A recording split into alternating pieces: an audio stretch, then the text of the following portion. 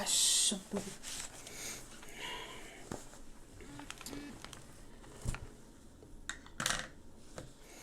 Alrighty. Come on in, everybody.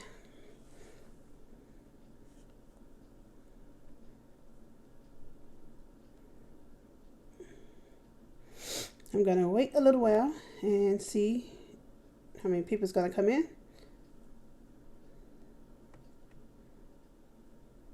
So, hi.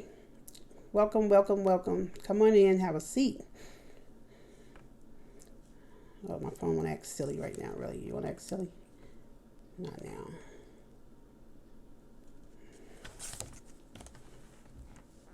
Hello, I'm waiting a few minutes. See how many more people we're going to get to come in. And I got my notes a little mixed up as well. There's my phone. It's all crazy. Okay. Come on in, everybody. Come on in. It's not exactly what I want to say tonight.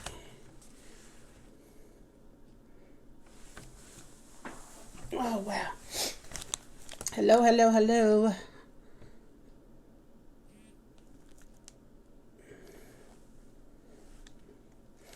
In a couple minutes, I'm going to go ahead and start. Whoever comes in afterwards, hopefully it won't be too far behind, but they can always go back and watch the replay. Because I try to be on time. So tell me, is the camera, who is that on there? I'm not sure. I can't see, but is the camera right this time? Can you hear me? Because I know I made a boo-boo last time. I'm trying to get to my page here so I can do my intro.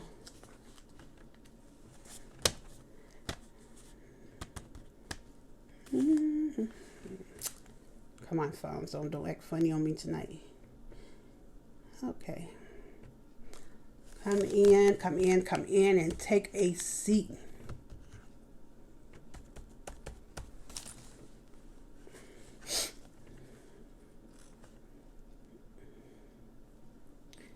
It seems like every time you prepare for something like this, it's like just never ready.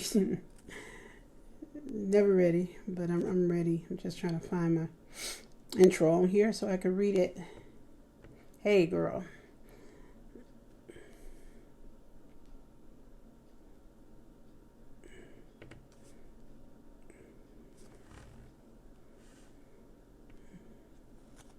Okay.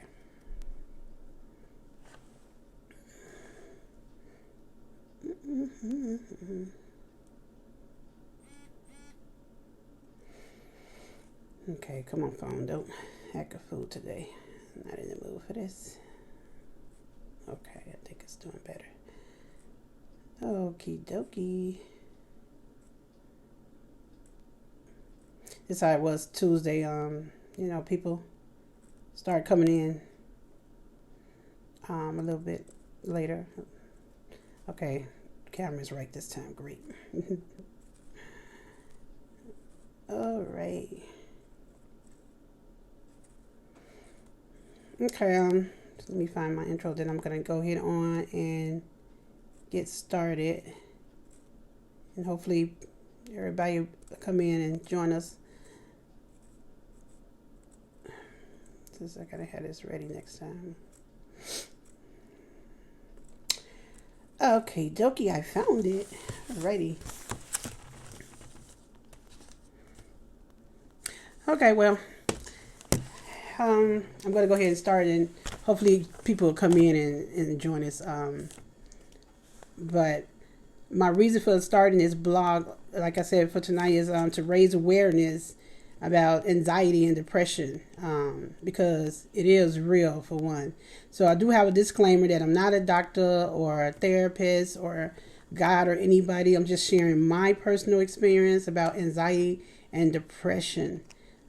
So go ahead and share if you can, so that it can reach as many people as possible, so people will know that I'm online as well. What is this? Get out of here. Okay, I also provided a crisis hotline on here. It's 1-800-273-8255, and it's a 24-hour crisis line. And believe me, I've used it before just week alone when I had to go to the hospital and my anxiety was just off the roof. So it was real helpful. It really calmed me down. It didn't calm me down to the point that I wanted to go to the hospital that day, but I ended up getting up early the next morning and going. So the crisis line is also a way of reaching out to someone before you get yourself to that point of depression where you want to cause destruction or suicide or hurt anybody else. So I recommend using the crisis hotline if you just want somebody to talk to, even if you're just at home and depressed or something like that. Just call the crisis hotline. They're there to talk with you, and they'll talk with you as long as you need. So I said, use it. So I'm going to read my intro. I read it last week, and I'm only reading it because I noticed that a lot of people don't actually go through my blog and read my intro. So I'm going to read my intro for the day and maybe the next time. But after that, I'm just going to ask that you go ahead and read through the blog and read the intro for yourself. So, hi, my name is Yolanda Brown. I'm a single mom of two, 22 and 23-year-olds. I'm a licensed pharmacy technician, a business owner, and a servant of God. My reason for starting this blog is to reach someone who may be going through anxiety or depression like I do. Notice I said going through because you can come out of this. So that's what I was told, but I'm still going through a little bit. Not as bad though. I want to share my personal life with you as a single mom dealing with anxiety and depression. On my blog, I invite you all to join in, voice your opinions, but please do not judge. You are invited to ask questions and give opinions, or if you feel like sharing a personal experience with the group, it's welcome. Sometimes I will share live videos with you guys, showing some days when I have anxiety, some days when you're going through depression, or both. But I also share with you guys when I'm having some great normal days, not so bad, days as well. My hope is to touch at least one person a day who's been dealing with anxiety or depression alone, because you are not alone. Anxiety and depression is nothing to be ashamed of, even though I know society would make you feel that way. That's why I thought it was important to do this blog, because people who haven't experienced it wouldn't have a clue of what we go through on the norm. Hoping to reach those people as well. So come along and be a part of my journey as we go through, because we are coming out. Okay, so please come in, everybody, take a seat.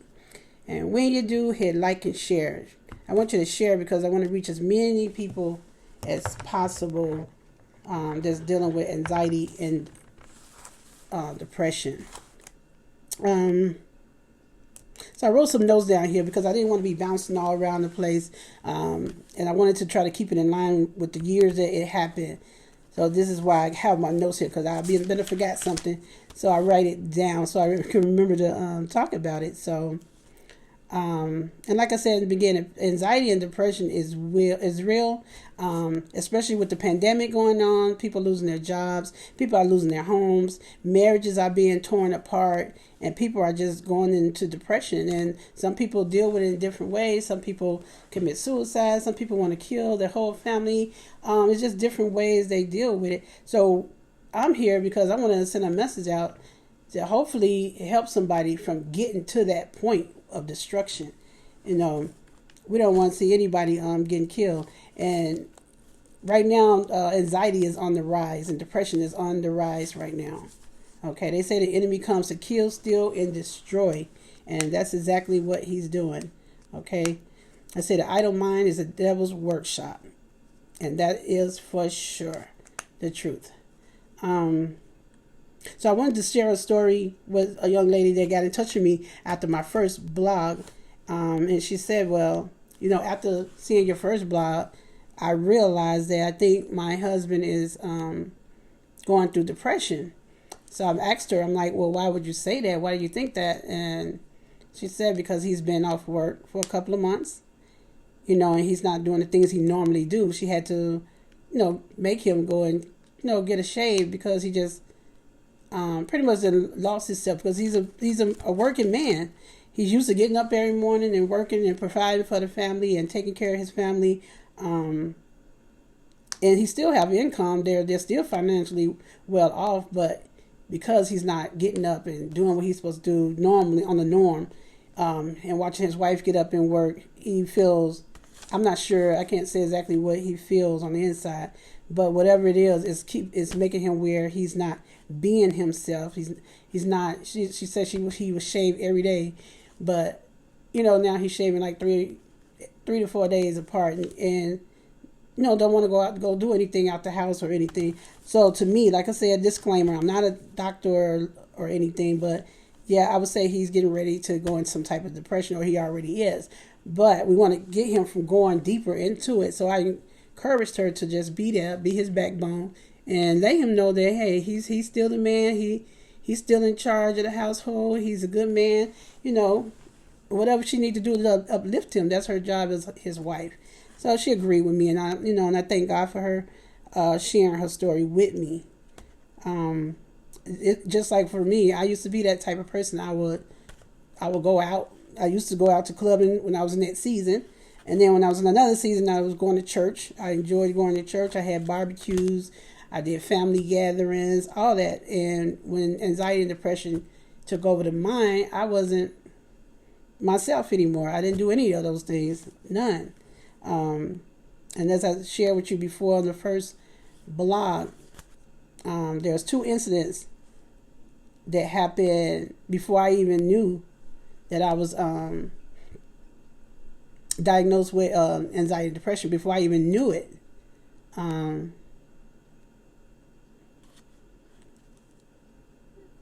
Oh, really? Oh, that's good. Oh, he feels better now? Less than a man right now? Right, because he's used to, being a provider and getting up and taking care of home. But he's still in a good place. He's still in a good place. You're right. So, but you gotta get him out, get him in before it gets worse. That's the thing, is trying to get him out of it before it gets worse. So these are 2 incidents that I wanted to share with you guys that happened before I was even diagnosed with anxiety. I'm gonna tell you, and they kind of, they're not funny at all, but it's kind of, I was able to laugh at it a little bit, the first one anyway, because when it happened, I had no clue what was going on with me mentally. I thought I was really going bananas, crazy. But here I am. Here's the first incident. I'm riding on the expressway. I'm doing about 55, 60 miles an hour. I'm driving. Imagine me driving, and I look up in my rear view mirror, and I see somebody run from the right side, cross to the left side. Camera might be turned around, but they run behind me. So I'm driving, and I hit the brakes, but not hard enough to stop, but to slow down, like I didn't want to hit that person. Wasn't nobody behind me. I'm on the expressway, right? So it really, my anxiety went up. I cried. I had to get up off the expressway, pull up to the side, and I cried because I'm like, what was that about? It scared me so bad. I don't remember where I was going, but I knew I just turned around and went home because I couldn't drive anymore. I couldn't function. I was like, what was that? So that was one incident. And then there was another incident, I want to say about a month, maybe a little bit less later, where I was coming home. It was nighttime, and I usually look around when I get out the car to make sure nobody is around. I didn't see anybody when I got out the car. So I get out the car and I start walking towards my front door to my house, and I all of a sudden just hear footsteps behind me, and I hear them getting closer and closer. And then I hear keys shake. So this person is coming up closer behind me. I'm nervous. I don't even want to look back. I just start running, literally running to my front door. But now I'm still stuck because I got to put my keys in the door. So at this time, I turned around and I didn't see not one person, nowhere, period. Okay, so now I'm really flipping, like, what in the world is going on with me? And it still didn't dawn on me because I didn't know anything about anxiety at that time. I really didn't. It wasn't until, like I said on the last blog, when I had my first anxiety attack and I woke up crying and heart beating, and couldn't hardly catch my breath and scared and praying to God what is going on with me. That happened, and that happened like several times before I finally went to the doctor and told the doctor what was going on with me, and I was diagnosed with anxiety and depression at that time. Okay, so I keep during my blogs, my videos, I always say share, because it's not about the views, because I actually care about people and I want to touch somebody. To get to the point that I got to, I didn't have the support, but I also didn't know that I was suffering from anxiety. I didn't know. Okay, so I shared my first suicide attempt. So in the second one as well, but the second one was last year, June of 2019. I got to that anxiety and depression level. I was living in darkness, not only in my house, but just in my mind. I was just in darkness, and I didn't know how to deal with it. I just wanted to end it. It's painful when you go through it. And like I said before, the feeling, I can't even explain the feeling, because the feeling was just overwhelming. And you just feel like, hey, no, I'd rather just be dead than to deal with it. And that's how bad it gets. So we want to keep our loved ones, our friends, or whoever from getting to that point. So if you see them, acting different, or not keeping their hygiene up, or grooming, or socializing like they used to, then it's time for you to pay attention and make sure you open up that discussion, to talk about anxiety and depression in your home, and let them know that it's okay to talk about it, because it is. For me, I see a therapist every 2 weeks. And it's okay to talk to a therapist. I never would say not to, because I do. Sometimes it's hard when I say, well, this lady, she's way younger than I am, and I'm like, she's been taught about anxiety and depression, but me, I've lived through it. So I'm like, how do I take advice from someone who never lived through it?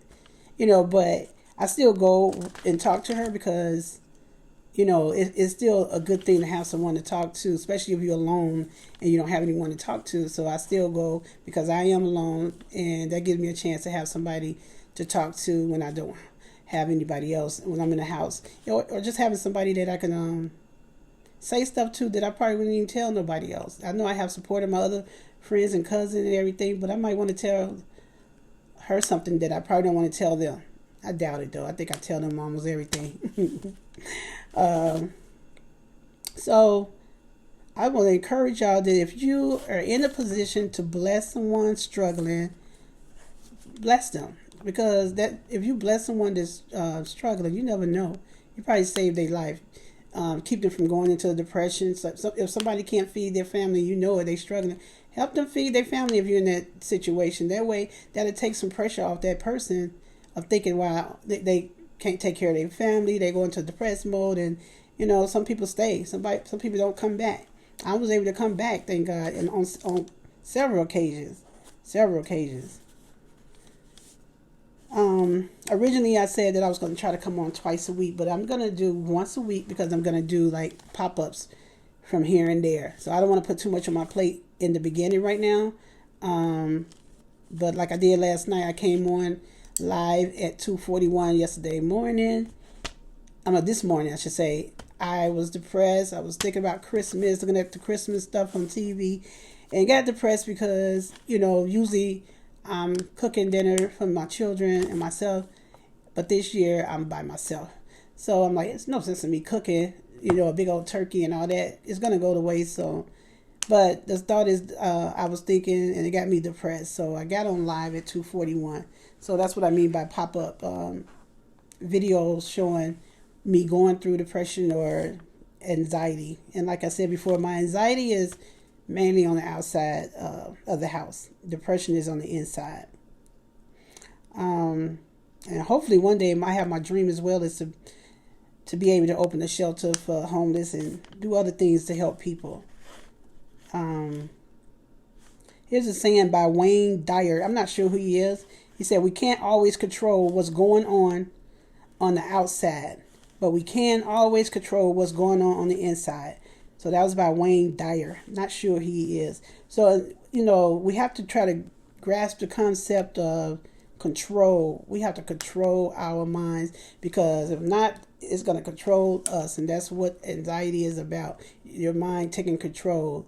The enemy coming in and just filling you with thoughts, or just overthinking. And I did a lot of overthinking. I was worried. I was trying to be a provider. I was trying to be a mother. I was dealing with other personal issues in my life, and think about the past. And I know people say let the past go. I forgave, but it's still there.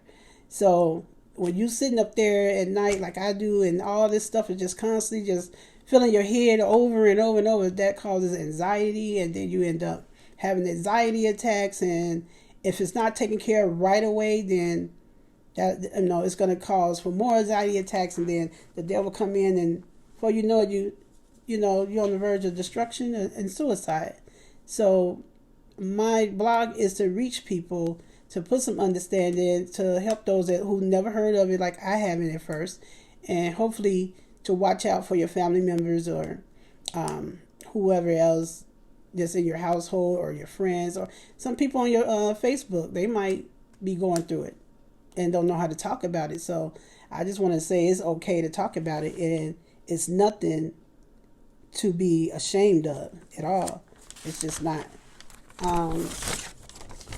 Also, I just wanted to share, according to the Depression Association of America, anxiety disorder are the most common mental illness across the country, with 40 million adults affected every year.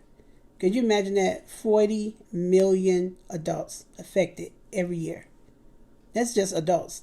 Kids are suffering through anxiety and depression as well.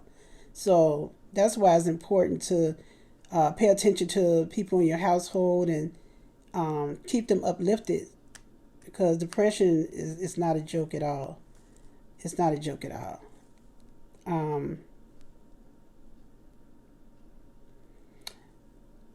And I'm just going to share a couple more things, and I'm going to get off of here. So you have to remember that the idle mind is the devil's workshop. So that basically means that it is a physical need and not something to be done for the pleasure it gives. Idling is dangerous. When we have nothing to do, our minds turn to evil thoughts, from thoughts to words, and then to action. Okay, it's an easy step to just do. Just to go hit on and just commit suicide. We're not trying to do that. So the thing is to keep busy. If you notice people are depressed or getting that way, keep them busy. Tell them to get something to do. Find a hobby. Not just sit in the home and just allow the devil to come in and steal their minds. And I'm telling you, marriages are breaking up today, and it's bad. It's terrible. After this pandemic, believe me, I plan on traveling. I'm going to try to get me a social life back and get out and do some stuff, because life is too short. Life is just too short. So again, just make sure you push follow, so that way you can get the live notifications when I'm on. I don't know where everybody at tonight, because I had a lot of people watching my blog, and I don't know if they're watching this on my blog page, or now this is my blog page or my Facebook page. But I am my brother's keeper, and I appreciate you coming on. Again, the crisis number is right there on my first sheet, right there, first page rather. 800-273-8255. It is a 24-hour crisis line. Please use it. If you want to message me, you can message me. I will get back with you as soon as possible.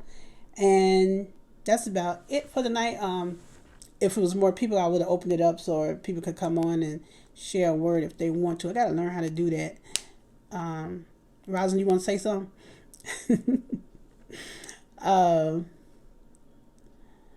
Yeah, I think I see the button over there. But see, that means I have to get up to go to my thing. So I got to figure out how to work that out. But I am done for the day, and I appreciate you guys. And like I said, until we meet again, hold on to God's unchanging hand. Thank you. I love you. Bye-bye.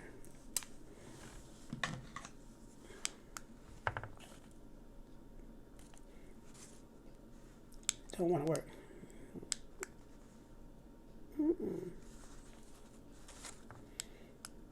Okay, it's not working. I'll get up.